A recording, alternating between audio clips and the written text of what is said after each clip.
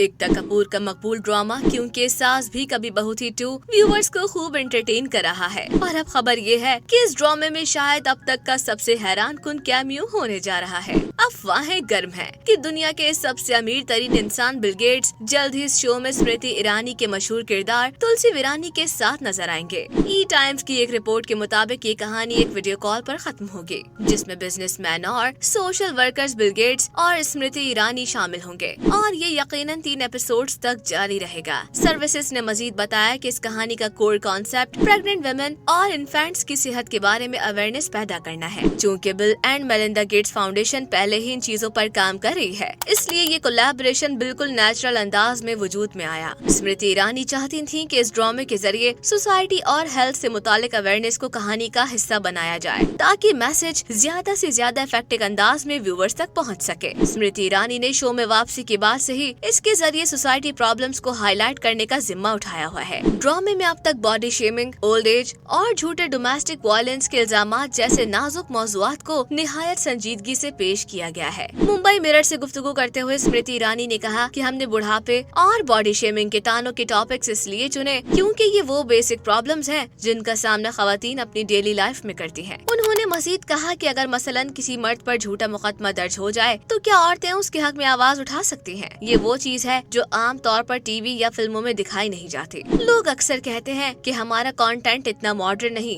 मगर अब जब ऐसे टॉपिक्स व्यूवर्स कबूल कर रहे हैं तो ये इस बात की इंडिकेशन है कि हम एक फेयरलेस पीरियड में दाखिल हो चुके हैं। अगर बिल गेट्स वाकई इस ड्रामे में नजर आते हैं तो क्योंकि सास भी कभी बहू थी 2 एक ऐसा मुनफरिद तजुर्बा साबित होगा जिसमें एंटरटेनमेंट और सोशल अवेयरनेस को एक नए और गैर मामूली अंदाज में पेश किया जाएगा। इस वीडियो को लाइक करें, शेयर करें और अपने फेवरेट ड्रामों से मुतालिक अपडेट्स जानने के लिए हमारे चैनल हंगामा एक्सप्रेस को सब्सक्राइब करना ना भूलें।